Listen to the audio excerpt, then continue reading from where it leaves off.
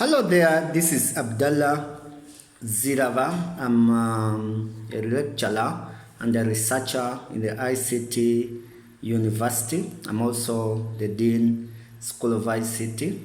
I've been asked to discuss the holy month of Ramadan that it will be starting, I think, 5 days from now, and the implications that are about to come on the fact that we are fasting during the time when the world has been turned upside down because of the COVID-19 pandemic. My interest in my discussion today will be to discuss how this has an implication on the Muslims as they fast the holy month of Ramadan.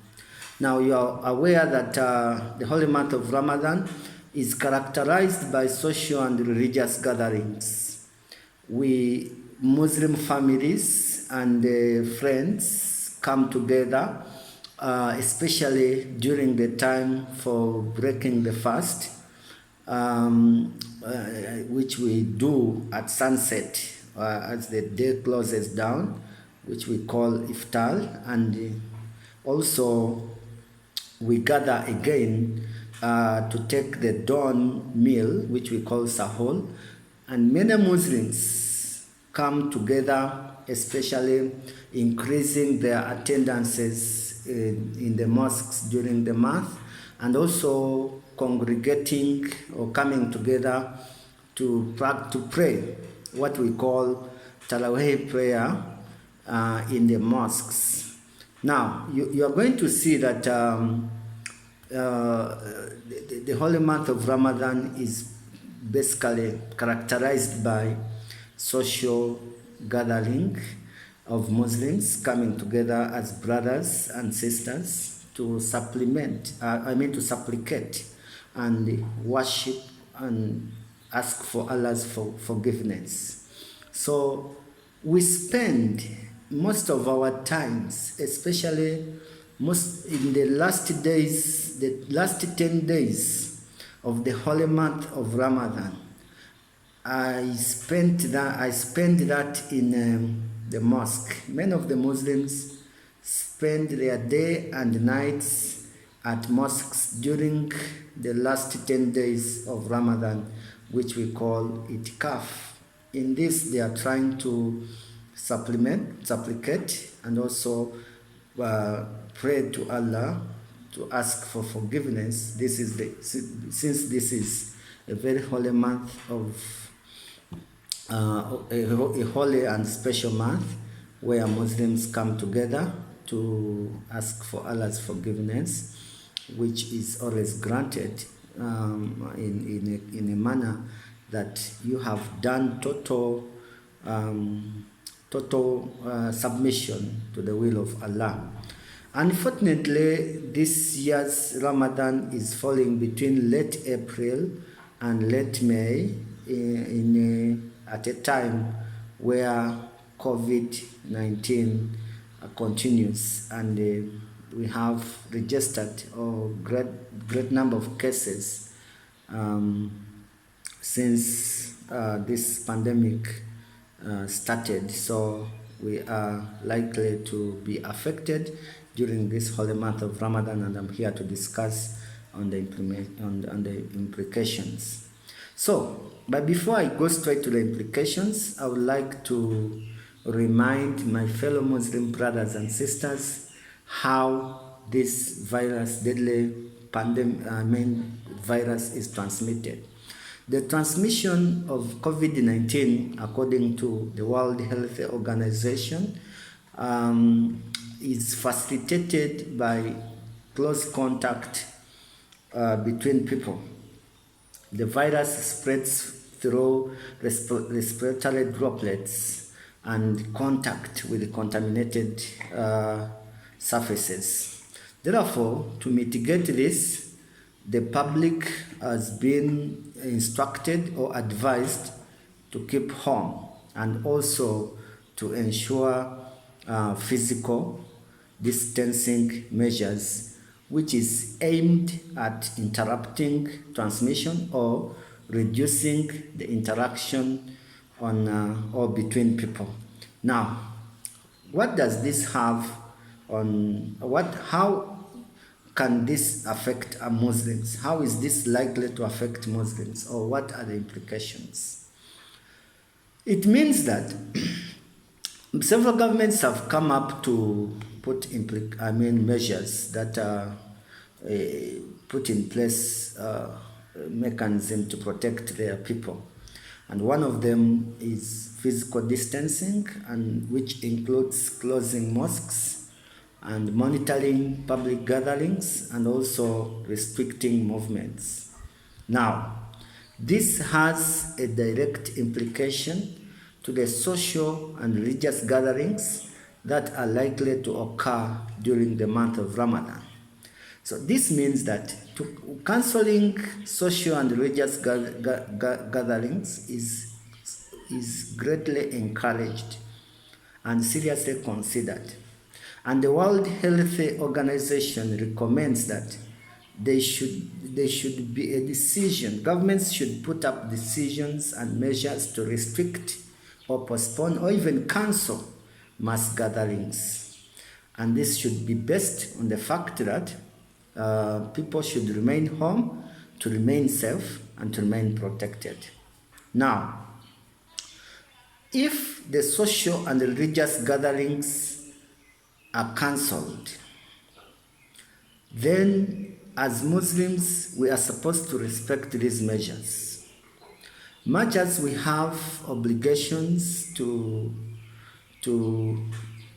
perform and practice our religious norms and principles, it is important that we respect these measures, because the intention is not to jeopardize or to disorganize our religious teachings, but to make us remain, to keep us safe from this deadly pandemic. We all know, or we should know, that Allah created us with one sole purpose, and that is worshiping Him. We can only be able to fulfill that if we remain safe and healthy. So this means that if mosques are cancelled, if social and religious gatherings are cancelled, then as Muslims we can resort to virtual alternatives by using platforms such as televisions, radios, digital and social media platforms, which can be used instead of the physical gatherings. For example, we can follow our sermons on over the television. We can also follow our teachings, Islamic teachings during the holy month of Ramadan through WhatsApp, so that we don't have to congregate and to meet all the time, or to be in gatherings that expose us to this deadly pandemic of COVID-19. However, if Ramadan gatherings are allowed to proceed, then measures to mitigate the risks of COVID-19 transmission should be implemented. For example, a strong communication strategy should be put in place to explain to the population why such decisions are taken. Because I have realized that the reason why the populace is resisting some of these measures is because they have not been sensitized to understand that this is for their own good. They are looking at this in a different perspective. For example, matters of religious concerns are delicate matters. When you try to do something that prevents people from worshiping their Creator, they look at it as an attack to their religious norms and virtues. But if a communication strategy is put in place to explain to the Muslims the reasons why such decisions are taken, it will be a good thing to do, especially for people who do not know why they are prevented from going to mosques, why they are prevented from gathering to give charity and all that. Then I'm also thinking that if Ramadan gatherings are allowed, which I don't think it should be at this moment, it's very risky. But if they are allowed, then we must think of outdoor events compared to indoor venues, because outdoor events have bigger ventilations and there is a good airflow which can reduce our exposure to this deadly virus. And secondly, we must also reduce the length of our events as much as possible so that we can limit our exposure. We should also regulate the number of people that are coming to attend our religious functions so that we remain safe and we maintain the social distancing practices. Finally, and what is most important, is to encourage my fellow Muslims to practice hygiene. We need to have healthy hygiene.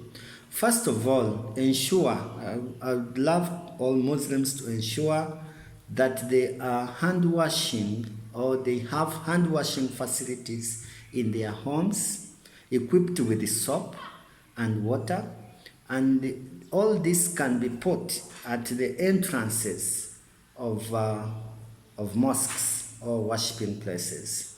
We should also ensure the availability of disposable tissues and dustbins and other lids to guarantee that we have a safe disposal of wastes at our homes and also at our praying places like the mosques. We should now, this is quite very important. If we are going to pray in the mosque, I encourage you to carry your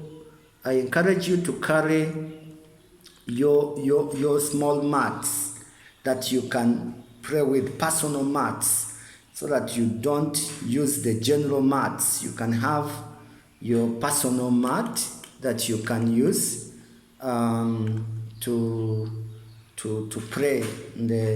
After that, you carry it back home. If you can sanitize it, if you can keep it clean and avoid exposure to this deadly virus, the better.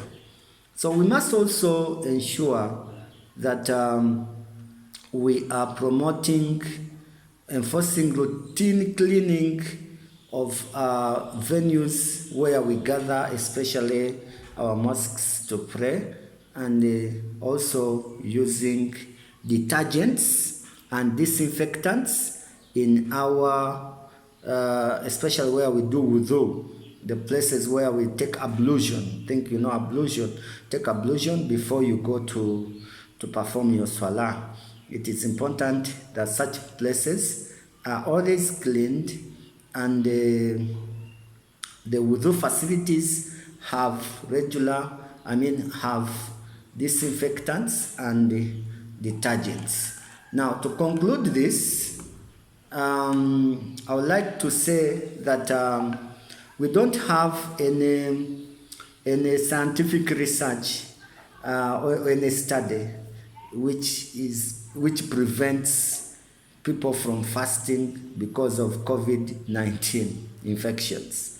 So we have not had any scientific studies revealing that since there is COVID-19, we cannot continue with our fasting. So I know that people that are healthy, people that are not sick, should be able to continue with the fasting during this holy month of Ramadan, like they've been doing in the previous years. Therefore, we are also saying that much as many people are restricted in movement, we must also ensure that we continue to practice social distancing, proper hand hygiene, even during our time, especially the time for breaking the fast, where we are inviting our friends, our families. We must ensure that we remain clean.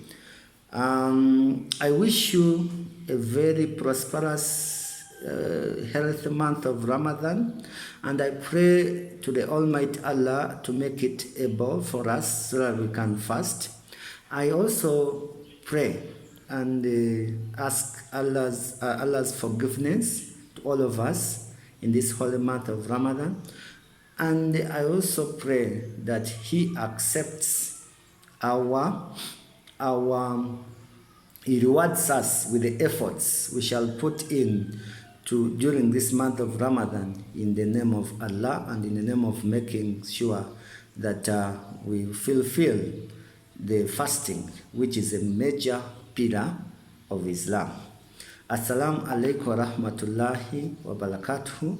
That is my submission about COVID-19 and the fasting, the holy month of Ramadan, which is starting in about 5 days from now. Thank you so much and have a good time.